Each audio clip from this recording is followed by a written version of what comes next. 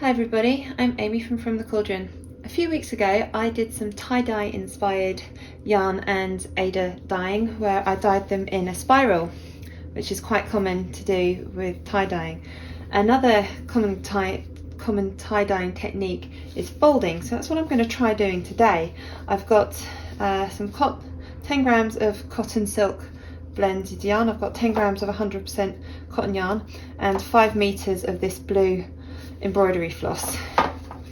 Now, I'm not sure how I'm going to fold these. Maybe just fold it a bit like that, maybe.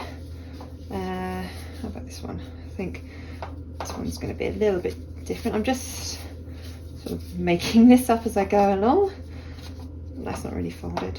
Sort of had an idea, but sort of fold it and turn at the same time. I don't know, to create some big resists there.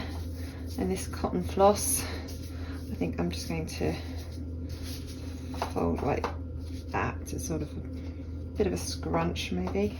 I'm going to add the powdered dye straight onto the yarn. So I've got my gloves on and I've got a mask. And today I'm going to start off with Chartreuse from the fibre reactive dye from Dharma. I'm just going to sprinkle on a little bit all over, a bit more there, a tiny bit on that. I've got a cotton jute mini skein here, but I'm just going to wipe my fingers off onto, and already, I don't know if you can see on the camera there, it's already starting to break into the colours it's made of. Ooh, pretty. So I'm just going to use that to wipe most of the dye off my fingers, and then I'm going to wash my hands and dry them properly before they go into the next pot. I'm not sure about this one. I'm going to open it up a little bit. There we go, have a bit more of the cotton. There we go, nice figure of 8. Yeah. Okay. And the next one I think I'll use will be Raven Black.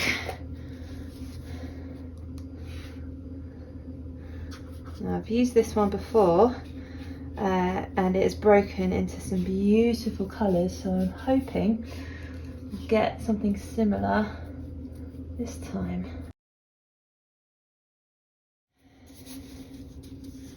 Now I'm debating what colour to use next. I think we'll go with sea glass. I think I'm going to go for a bit of lavender. Right, I think it's now time to add the ice. A little tub of ice here.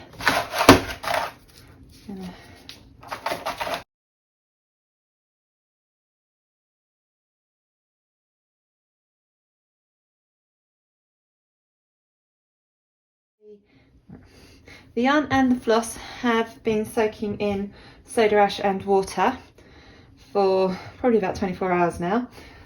Doesn't need to be that long, I just had to get this ready in advance. And I've put it all on a crate because I don't want the yarn and the floss to sit in a pool of dye. So now I just let the ice melt. I started this on Tuesday and it's now Saturday. So once the ice melted, I just wrapped these up in some cling film just to try and keep them damp. I didn't want them drying out. I tried very much to keep them in the same position that they'd been in while the ice was melting. You don't necessarily need to leave it that long. Ooh, that's the silk cotton blend.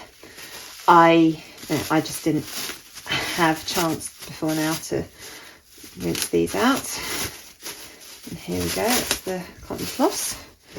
Here we've got the cotton. That's quite mucky. That's not too bad. That's not what I was expecting. but I like it. See, there's quite dark muted colours. Oh, I really like the cotton silk. Got all those different colours in there. That was obviously a better fold. And we've got the cotton floss. Again, the colours have blended quite a lot, but again, got some nice colours in there. So I'm gonna now wash these with some cool tap water and just some washing up liquid. Just gonna keep washing these until the water runs clear, and then I can hang them up to dry and see what we've got. I have kept my gloves on because I did see some undissolved powder in here, but everything's alright. Everything's now dry, and look at the pretty yarn that we've got. This is the cotton and silk blend. See, there are still a couple of tiny bits of speckles in here, but mostly the speckles have all spread out and come into these beautiful patches of colour, and the black has sort of come in and just muted everything slightly, so they're not quite as bright and vibrant as they might be. And we've got the cotton here, which was sort of folded a bit like that. There are still some white patches, which is nice, but the black has sort of gone through most of this. It's lovely sort of grey tones with little pops of colour, which is really nice and pretty. Here we've got the cotton floss. Now this was a pale blue to start with, so the colours aren't necessarily going to be quite as bright, but there's still some lovely splodges of colour on what looks like a sort of pale grey background now. Oh, look at this. If it comes up on camera, you can see those little speckles of yellow. That's really cool. I like that. And then this was my little yarn mop. I used this to just wipe my fingers on each time I changed pots of dye, and it's beautiful. Oh gosh, look at this. You see some speckles there, some little splodges, and I really like the way those colours have sort of blended together, and the black hasn't taken over like it has on the others. Oh, this is lovely. It's a really nice little yarn mop there. With everything laid out like that, you can really see the greys coming through on everything. The greys and the sort of the lilacs. It's not what I had originally planned, but I think they all look really nice together. So thank you very much for watching this video. I really hope you enjoyed it. Please click like and subscribe to my YouTube channel. I try and produce a new tutorial every Monday. I like to experiment with different dyes and techniques and fibres and all sorts, so there's always going to be something new and different to see. Thank you so much for watching.